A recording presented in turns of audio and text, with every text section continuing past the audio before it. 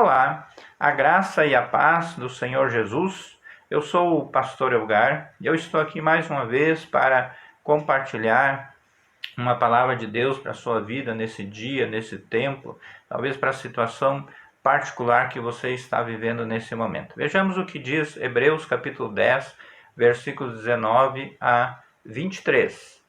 Portanto, meus irmãos, tendo ousadia para entrar no santuário pelo sangue de Jesus, pelo novo e vivo caminho que ele nos abriu por meio do véu, isto é, pela sua carne, e tendo um grande sacerdote sobre a casa de Deus, aproximemo-nos com um coração sincero, em plena certeza de fé, tendo o coração purificado de má consciência e o corpo lavado com água pura. Guardemos firme a convicção da esperança sem vacilar, pois quem fez a promessa é fiel. Em meio a obstáculos e tantas tribulações, nós precisamos parar e lembrar que Deus está acima de todas as coisas. Não podemos ter dúvidas, mas sim a convicção da nossa fé. Em tempos de doenças e pandemias, agimos mais pelo medo do que pela fé. Nós ficamos paralisados e nos esquecemos que Deus ele está no controle de tudo. Deus está no controle desse tempo, dessa pandemia. Porém, isso não é verdade apenas hoje, em épocas de doenças e crises. Sempre que temos algum obstáculo, a nossa tendência é de ter medo.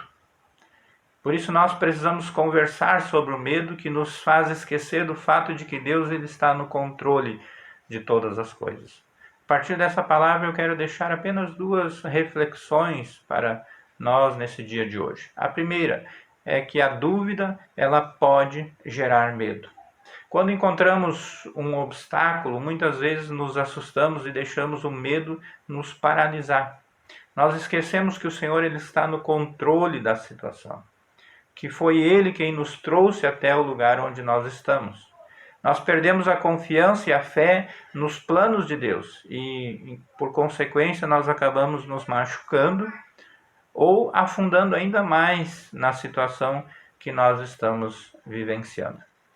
Veja o exemplo de Pedro, discípulo de Jesus, no episódio em que ele andou sobre as águas para ir ao encontro de Jesus. Em determinado momento, Pedro ele teve medo. Mateus capítulo 14, versículos 30 e 31, diz: mas quando Pedro reparou no vento, ficou com medo e, começando a afundar, gritou: Senhor, salva-me! Imediatamente Jesus estendeu a mão e o segurou e disse: homem de pequena fé, por que você duvidou? Pedro teve a coragem de sair do barco para ir ao encontro de Jesus andando sobre as águas. Porém, quando ele parou para reparar no contexto, quando ele olhou para as ondas, ele não teve fé e afundou. Olhou ao redor e teve medo, tirou os olhos de Jesus e afundou. E esse é o problema, quando nós tiramos os olhos de Jesus. Quando tiramos os olhos de Jesus e olhamos ao redor ou para o obstáculo que nós precisamos enfrentar, a dúvida toma conta de nós e, com medo, nós começamos a afundar em nossas preocupações. Quando perdemos a fé e tiramos as nossas vidas do caminho de Jesus, do caminho de Cristo, nos machucamos profundamente. Porém, Cristo ele sempre vai estar lá, com os braços abertos, com os braços estendidos para nos alcançar, para nos puxar de volta para a superfície e nos colocar de volta em seu caminho, assim como ele fez com Pedro. A segunda coisa que eu queria ressaltar a partir dessa palavra é que nós precisamos vencer o medo com fé. Hebreus capítulo 11, versículo 1 diz: ora, a fé é a certeza daquilo que esperamos e a prova das coisas que não vemos. O antônimo de dúvida, ou seja, o contrário de dúvida, é fé, é certeza, é segurança, é convicção. Nós precisamos entender que a fé ela é essencial, principalmente nos momentos de dificuldade.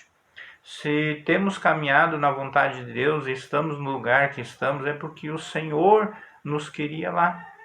Portanto, precisamos ter a fé de que os planos do Senhor para nós são perfeitos e agir com essa certeza. A fé e a obediência, elas caminham juntas. Abraão, Em fé, ele obedeceria o pedido de Deus e ofereceria o seu filho Isaque em holocausto.